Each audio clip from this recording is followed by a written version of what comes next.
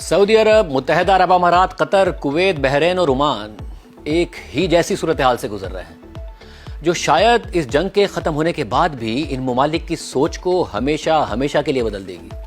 जिन अमरीकी बेसिस को ये ममालिक अपनी हिफाजत की जमानत समझते थे, वही अमरीकी बेसिस अब इन्हीं ममालिक पर हमलों और ख़तरे का बाइस बन गई है।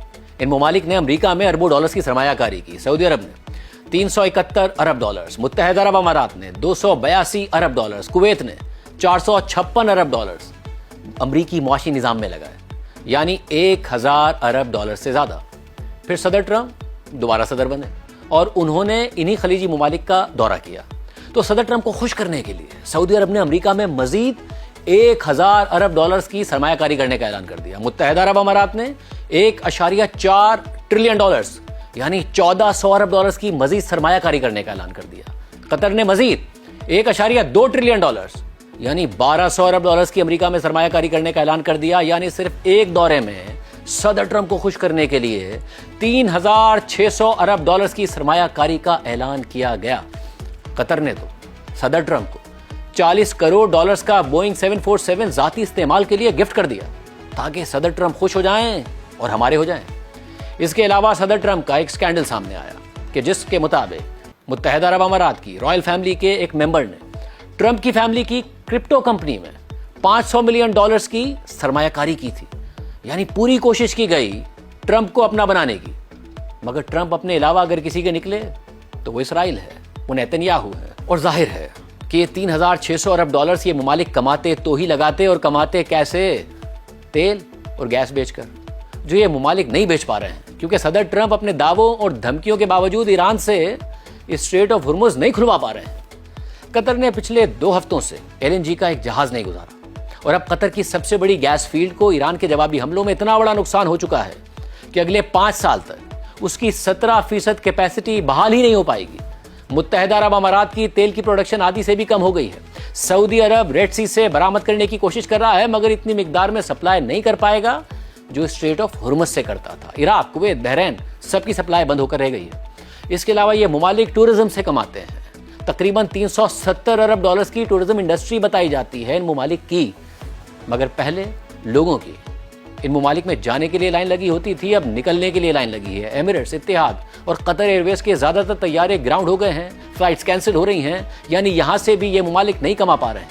फिर फाइनेंशियल हब समझा जाता है दुबई को, मगर बैरूनी बैंक्स ने अपनी ब्रांचेस बंद कर दी हैं। सोने की तिजारत का मरकज समझा जाता है दुबई को, मगर फ्लाइट्स बंद होने की वजह से वो तिजारत भी मुतासिर हो गई है। फाइनेंशियल टाइम्स के मुताबिक जंग शुरू होने के बाद से अब तक ये अरब ममालिक तेल और गैस की मद में 15 अरब डॉलर से जायद का नुकसान कर चुके हैं। रोजाना 60 करोड़ डॉलर का नुकसान टूरिज्म की वजह से हो रहा है। जंग शुरू होने के बाद से सिर्फ दुबई में 2 लाख से जायद होटल बुकिंग्स कैंसिल हो चुकी हैं। एमिरेट्स, कतर एयरवेज, इत्तेहाद, गल्फ और ओमान एयर जैसी एयरलाइन से रोजाना 5 लाख मुसाफिर सफर करते हैं, और जंग के बाद ये तादाद ना होने के बराबर रह गई। इस जंग से पहले वर्ल्ड ट्रेवल टूरिज्म काउंसिल ने तखमीना लगाया था कि बैनुल अक़वामी टूरिस्ट मशरिक़ वस्ता में इस साल 207 अरब डॉलर्स खर्च करेंगे, मगर अब ये भी नामुमकिन नजर आता है। सिर्फ मुत्तहदा अरब अमारात में टूरिज्म सेक्टर GDP का 13% है, 9,25,000 अफराद को नौकरी देता है। यानी नुकसान सिर्फ इन अरब ममालिक का नहीं होगा, बल्कि पाकिस्तान जैसे ममालिक का भी होगा, क्योंकि लोग बेरोजगार हो जाएंगे और जो रेमिटेंसेज आती हैं उनमें शदीद कमी होगी। अभी तक सबसे ज़्यादा 5 अरब डॉलर्स का नुकसान सऊदी अरब का हुआ है, क्योंकि वो तेल का सबसे बड़ा एक्सपोर्टर है, जबकि तकरीबन 11 अरब डॉलर्स का तेल और गैस स्ट्रेट ऑफ हुर्मुज में फंसा हुआ है, क्योंकि वो बंद है। और गोल्डमैन सैक्स के मुताबिक अगर ये जंग अप्रैल तक चली और स्ट्रेट ऑफ हुर्मुज 2 माह तक बंद रही, तो कतर और कुवैत की मईशत इस साल 14% सुकड़ जाएगी। सऊदी अरब और मुत्तहदा अरब अमारात के पास स्ट्रेट ऑफ हुर्मुज का मुतबादिल रास्ता मौजूद है, मगर पाइपलाइन के जरिए उन टर्मिनल्स से इतनी सप्लाई नहीं हो पाएगी जितनी स्ट्रेट ऑफ हुर्मुज से होती है। इसलिए सऊदी अरब की मईशत 3%, मुत्तहदा अरब अमारात की मईशत 5% सुकड़ जाएगी, और फायदा होगा रूस का, जो रोजाना 15 करोड़ डॉलर इजाफी कमा रहा है। और अब इंडिया और यूरोपीय ममालिक के बाद जनूबी कोरिया भी रूसी तेल खरीदने जा रहा है। इसके अलावा फायदा होगा अमेरिका की तेल कंपनियों का।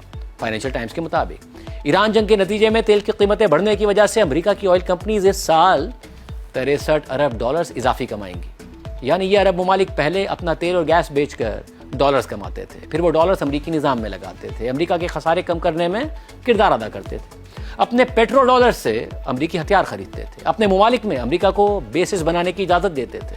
کس لیے؟ اپنی حفاظت کے لیے۔ مگر امریکہ کو کس کی فکر ہے؟ ان عرب ممالک کی نہیں، صرف اسرائیل کی۔ جو بات پہلے بھی سب پر ظاہر تھی، وہ امریکہ نے اس ایران جنگ میں ثابت بھی کر دی ہے کہ صدر ٹرمپ سنتے سب کی ہیں مگر مانتے صرف نیتنیاہو کی ہیں۔ اور کیا یہ اس لیے ہوتا ہے کہ اسرائیل بھی امریکہ کو ان عرب ممالک کی طرح اربوں ڈالر سرمایہ کاری کی صورت میں دیتا ہے؟ نہیں، ایسا نہیں، بلکہ ایسا بالکل بھی نہیں، بلکہ حقیقت اس کے بالکل برعکس ہے۔ اسرائیل امریکہ کو نہیں بلکہ امریکہ اسرائیل کو پیسے دیتا ہے۔ 1946 سے لے کر اب تک امریکہ اسرائیل کو 310 ارب ڈالرز کی ملٹری اور اکنامک امداد دے چکا ہے۔ امریکہ ہر سال اسرائیل کو 3.8 ارب ڈالرز کی ملٹری امداد دیتا ہے۔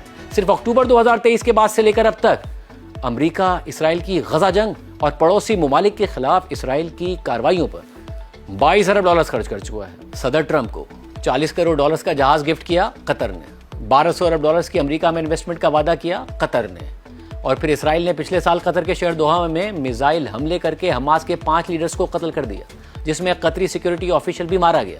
مگر امریکہ نے اسرائیل کو نہیں روکا۔ بعد میں پتہ چلا کہ اسرائیل نے اس حملے سے 1 گھنٹے پہلے امریکہ کو بتا دیا تھا۔ اور قطر کر کیا رہا تھا؟ حماس اسرائیل اور امریکہ کی جنگ بندی کے مذاکرات کرا رہا تھا، اپنے ملک میں کرا رہا تھا، مگر اسرائیل نے امن کے لیے مذاکرات کی اس کوشش پر حملہ کر دیا اور امریکہ نے اسے نہیں روکا۔ جب گزشتہ سال جون میں امریکہ اور اسرائیل نے ایران پر حملہ کیا تو ایران نے جواب میں قطر میں امریکہ کی العدید بیس پر حملہ کر دیا۔ تب بھی امریکہ قطر کا دفاع نہیں کر سکا۔